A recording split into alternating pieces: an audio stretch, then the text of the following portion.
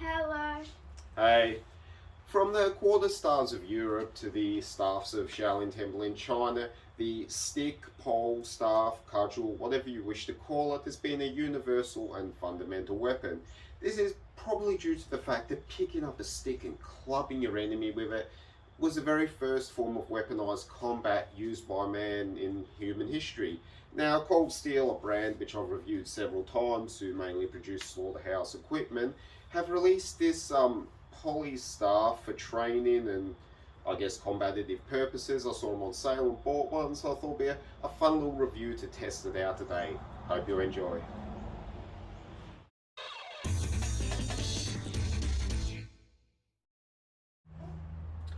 So, when it comes to staffs and the techniques, I'm only familiar with actual Chinese martial arts. In the Chinese martial arts, there are essentially two lengths of staff. One is the single headed staff from the ground up to the palm of your hand. This is called single headed because you hold it, thumbs both point in the same direction, and primarily use one head. The techniques of this largely resemble spear as they are largely adapted from spear. The second hardest staff is called an eyebrow height staff, and that goes from between the practitioner's eyebrow to the top of their head while standing. This is a double-headed staff because the thumbs point inwards and you use both heads to club your opponent. Now, the height of the cold steel staff is about 54 inches or 138 centimeters. I am personally just a little over 175 centimeters tall or 5'9", so I'm bang on average height. So for me, that is just about shoulder height from the ground. This is actually a sub height for staffs in the Chinese martial art, usually called the traveler's staff, and it is the perfect height to be used as a weapon as well as a hiking stick. Even modern day hikers prefer a staff this tall for walking along, killing snakes, and dispatching the bandits you might meet on the trail. And for little Gisco here, that height is actually dead on perfect for an eyebrow height staff. Now, the techniques which I've learned for the staff over the years, I know I'm familiar obviously with the standard wushu single headed techniques, but I know full sets for basic double headed northern staff, as well as two sets of monkey staff technique, which are actually my favourite. I even, to tell a little secret, have a somewhat small monkey tattoo featured on my back of the Monkey King preparing to slam someone with his staff. And for Northern Monkey sets, this height is actually quite nice because you crouch in low and you want a slightly, trying not to get anyone, shorter staff to perform the techniques. So with that in mind, for me personally, having a staff easily I can practice indoor with, and one that is a nice height for these Northern Monkey sets, which I actually know, the height of the cold steel staff is actually dead on perfect. And if you want your kid to train standard staff techniques, then yes, that's a nice child size as well. The diameter of the staff itself is 1¼ inch or about 35 millimeters, and as you can tell, it's not actually round, it is octagonal. Now, this is sometimes called the Okinawan format because a lot of the sticks in the Okinawan karate techniques have this kind of shape, and that's obviously what they're going for. And some people, yeah, have this explanation that having a series of edges breaks the skin and does more damage when you slam into someone's body with it. However, for me, I think there's probably a more practical consideration, that being that wood turning lathes would not have been a standard piece of equipment in any tool shops back in the day. So I think, especially the quarter staff, where it gets its name, for a hardwood staff, they'd have a modestly sized tree trunk, cut it into quarters, and each quarter would then be planed down to a roughly round staff. Now, as you can see, with a plane and not a lathe, you do end up with some edges. So having these flat sections would probably in reality be something a old school one would have because that's how they're manufactured. Whether or not it does enhance damage, I'm not entirely sure. I have already done a tiny bit of parrying with it, and there is a tiny bit of flattening of some of these ridges. How they're going to hold up once we break a few hard objects, I don't know, but that's what we're going to find out today. With the octagonal cross section, I was worried that there was one technique, a little trick. It's not necessarily has much martial value, however, it's in most of the monkey forms, including the ones I know. And I thought it might make it more difficult. That is basically rolling it onto your foot and bringing it up to catch. Now, that actually can be performed even with this cross section quite easily, so I guess I was worried for nothing about not being able to do that with the octagonal cross section. The staff itself is weighted at 1.25 kilograms or 2 3/4 pounds, and that gives it a certain heft without being overly heavy. There is some moderate flex to it, just like a waxwood staff, so I don't think it's going to jar the hand too much either. But now it's time to actually see if that weight can be put to some good use and how much destruction we're going to cause with it.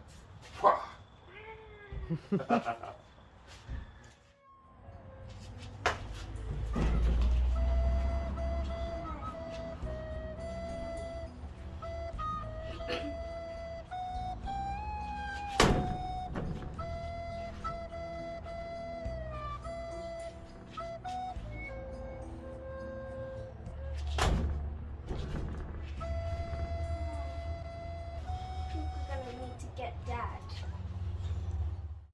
Oh yeah. Jesus.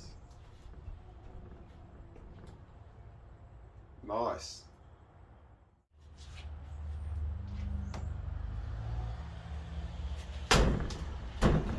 Yay! Spinning.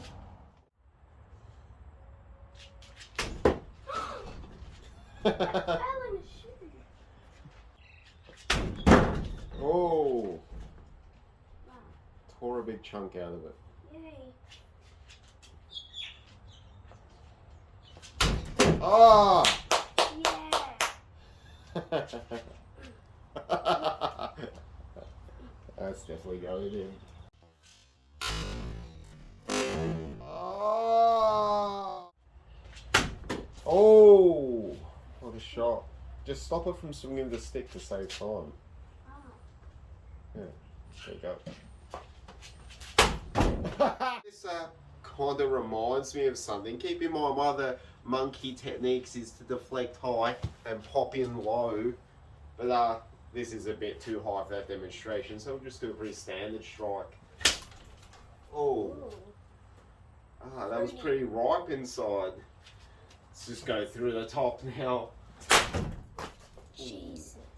Listen to that slap. And one more. And the monkey king.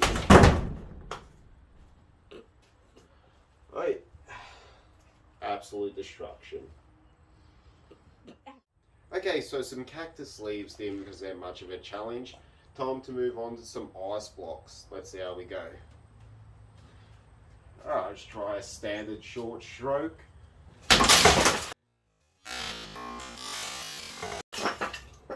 Ooh. That was a lot easier than I thought it would be. Well, ice block number 1 proved a little challenge. Let's see how we go with our ice block number 2. What? You might go. You are over there. Okay.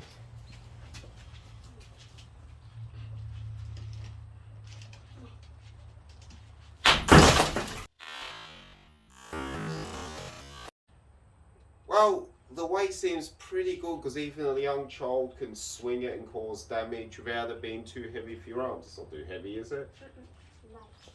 Okay. Alright, ice proved no problem, even for a young child. But now we'll go to the last test. We're going to see how well we go if we try and crack a coconut. Not that it's a one-to-one comparison, but this might give you an idea of what it might be like to actually crack someone's coconut with your own staff. Alright, looks like it's time to crack a coconut. I'll try a short stroke first. If that's unsuccessful, I might wind up and take a full swing. Never know until you try. Alright, best stand back. Alright, first just a short stroke. Whoa. Whoa, whoa. Whoa. Watch out, a full stroke.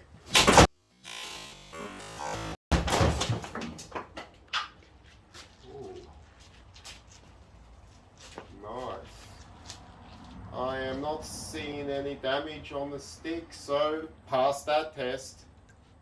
One of the good things about being made out of plastic rather than steel or timber is that you can just wet the cloth and clean it. It's completely waterproof, and all the sticky crap that gets on it from smashing things is quickly cleaned off.